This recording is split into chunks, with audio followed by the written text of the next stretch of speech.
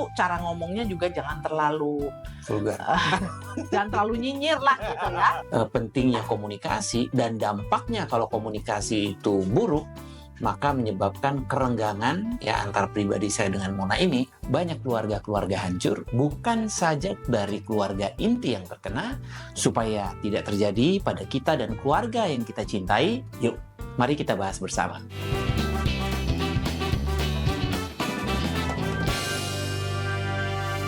Halo, Hai. jumpa lagi di Bucin, Bicara Urusan Cinta. Sebuah family channel yang membahas seputar Perkawinan keluarga dan parenting. dengan topik rumah tangga hancur, sadari penyebab utamanya. Seperti biasa, Bucin Family Channel direkam di studio Family Therapy Room, Home of Karuna, @ Familia Indonesia.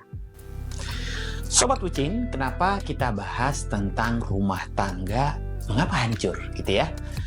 Karena sekarang fenomena yang terjadi luar biasa menyedihkan. Banyak keluarga-keluarga hancur, bukan saja dari keluarga inti yang terkena, tetapi juga keluarga-keluarga terdekatnya. Ini perlu kita sadari dan coba kita refleksikan.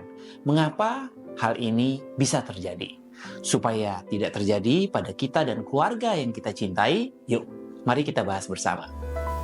Sobat Bucin, untuk memahami mengapa banyak hubungan yang tidak bertahan lama, kita perlu melihat beberapa teori psikologi dan sosiologi yang mendasari dinamikanya. Yang pertama, teori kebutuhan interpersonal. Nah, teori ini dikemukakan oleh psikolog William Schultz pada tahun 1958. Schultz menjelaskan bahwa setiap individu memiliki kebutuhan dasar dalam hubungan, seperti kebutuhan kasih sayang, kebutuhan kontrol atau dominasi, dan inklusi. Ketika kebutuhan-kebutuhan dasar itu tidak terpenuhi, hubungan bisa menjadi renggang dan akhirnya berakhir. Yang kedua, teori pertukaran sosial atau social exchange theory. Teori ini diperkenalkan oleh George Homans pada tahun 1958. Homans berpendapat bahwa hubungan didasarkan pada pertukaran timbal balik, jadi ada transaksional. Jika salah satu pihak merasa bahwa mereka memberikan lebih banyak daripada yang mereka dapatkan, mereka mungkin merasa tidak puas dan akhirnya memutuskan hubungan. Yang ketiga, teori kecocokan atau compatibility theory. Teori ini banyak dikembangkan oleh psikolog seperti Robert Winch pada tahun 1958. Teori ini menekankan pentingnya kesamaan nilai, minat, dan tujuan di antara pasangan. Ketidakcocokan dalam aspek-aspek ini dapat menyebabkan konflik dan akhirnya perpisahan. Sekarang kita akan bahas alasan-alasan sebuah hubungan hancur. Yang pertama, ini yang paling banyak, kurangnya komunikasi. Komunikasinya buruk atau kurang, yang menyebabkan kesalahpahaman atau memperbesar masalah-masalah kecil. Menurut penelitian dari Pew Research Center, komunikasi yang buruk adalah salah satu faktor utama yang berkontribusi terhadap perceraian. Yang kedua, alasan keluarga hancur adalah ketidaksetiaan. Perselingkuhan adalah salah satu alasan utama banyak sebuah hubungan berakhir. Sebuah studi dari American Psychological Association atau APA menunjukkan bahwa sekitar 20-25% pasangan menikah pernah mengalami kasus perselingkuhan. Yang berikutnya adalah perbedaan nilai dan tujuan. Jika pasangan memiliki nilai dan tujuan hidup yang berbeda, ini bisa menjadi sumber konflik yang berkelanjutan. Menurut penelitian dari Pew Research Center, pasangan yang memiliki perbedaan besar dalam nilai dan tujuan hidup lebih cenderung mengalami ketidakpuasan dalam hubungan mereka, yang itu membawa kerenggangan.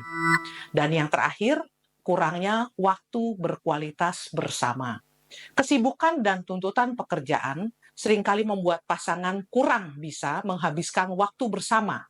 Yang penting sebetulnya untuk mempertahankan kedekatan emosional di antara suami dan istri. Sebuah studi oleh Pew Research Center menunjukkan bahwa 60% pasangan merasa bahwa kurang waktu bersama merupakan tantangan dalam hubungan mereka. Baik, sekarang waktunya kita sharing dan diskusi. Ya, silakan. Kalau dari Papi Chandra, poin-poinnya apa aja? Terus kita bisa sharing, cari dari pengalaman kita. Oke, Yan. Jadi kalau dilihat dari apa yang di-sharingkan oleh Mona tentang alasan rumah tangga hancur tadi, itu ada beberapa poin yang kita bisa simpulkan. Yang pertama itu adalah tentang komunikasi terbuka. Oke, kita bahas itu dulu satu Oke. ya. Kalau di keluarga kita, di perkawinan kita, sama di keluarga, kita terbuka apa enggak? Nah, kalau menurut saya, ya nanti Mona versinya gimana. Kalau kami itu termasuk terbuka, ya. Kenapa? Karena kami itu berusaha membiasakan diri untuk mengatakan apa yang memang ada di dalam hati dan pikiran, gitu ya. Itu terbiasa. Bahkan kita juga menyempatkan diri untuk ada rapat-rapat, gitu ya, pertemuan-pertemuan, retret, gitu. Kita saling terbuka. Dan saya dan Mona itu menyadari komunikasi itu penting sekali karena dalam komunikasi itu kita itu bisa segera menyelesaikan masalah.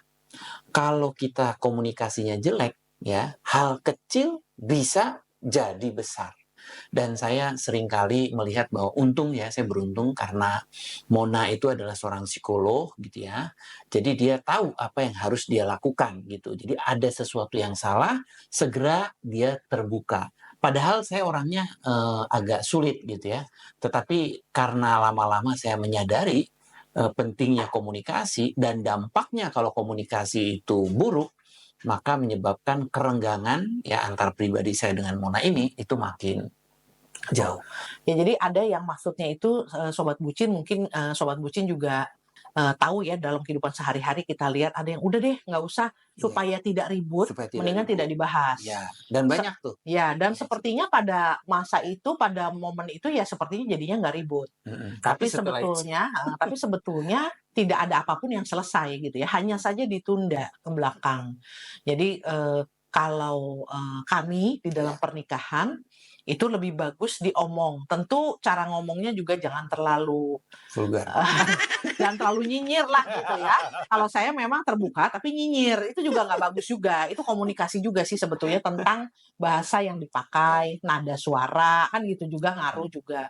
Tapi artinya prinsip keterbukaan itu penting bahwa ada sesuatu yang tidak disukai atau tidak berkenan atau merasa atau justru ada yang salah. Ataupun sebaliknya. Kalau kita memang pengen memuji kan ada tuh yang pelit banget memuji gitu ya. Ya, jadi itu juga seringkali menimbulkan masalah ketika terlalu hemat tapi bukan duit, tapi pujian gitu ya. Jadi betul-betul pelit lah, boleh dibilang pelit pujian, padahal apresiasi itu penting gitu ya. Oke, jadi kalau dari keterbukaan memang terbuka, tapi bukan hanya soal keterbukaan, tapi juga tentang cara berkomunikasinya gitu ya. Apakah juga cukup halus, lalu respectful dan lain-lain. Jadi mungkin Sobat Bucin dalam komunikasi berarti ada keterbukaan sama positif gitu ya, caranya dan lain-lain. Nah itu tentang komunikasi ya. Ada lagi Pi? Yang kedua itu tentang waktu bersama yang berkualitas. Tapi ada kata-kata penting tuh. Berkualitas. Waktu bersama yang berkualitas. Oke. Nah jadi mungkin kita menyadari ya, mungkin kita tidur bersama dalam satu rumah gitu ya, sering bertemu, tapi mungkin aja itu hanya fisiknya saja gitu ya. Iya, artinya bersamanya banyak tapi tidak berkualitas. Betul. Nggak ada deep talk. Betul, nggak ada deep talk. Nggak ada sesuatu yang mendalam. Melakukan sesuatu bersama. Yang dinikmati atau bermakna ya, bisa saja juga bermakna. Misalnya kalau kita melakukan pelayanan sosial ya bersama gitu ya. Kalau Mona suka melukis ya bersama, walaupun lukisan saya bagus banget gitu ya. Hancur. Bagus hancur. Atau melakukan ya hobi bisa, atau sekedar jalan pagi. Ya jalan pagi sambil kita bicara banyak. Ya itu satu kebiasaan kami ya sekarang ya. Nah kemudian ada lagi yang tadi dikatakan oleh Mona ya sebagai dasar alasan, karena karena banyak hal kita pernikahan itu antar pribadi tidak sama. Ya, ada perbedaan nilai ya, dari latar belakang, pendidikan, cara berpikir, kebiasaan pasti berbeda. Nah, oleh karena itu penting kita itu membangun kepercayaan. Jadi kadang-kadang kita dalam berelasi sering kali gitu ya, belum tentu bisa trustful 100% dengan pasangan.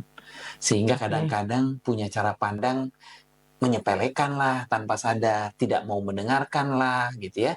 Dan ketika nilai-nilai itu semakin meruncing, nah itu bahaya tuh. Ya, nah Sobat Bucin sebetulnya soal membangun kepercayaan ini tadi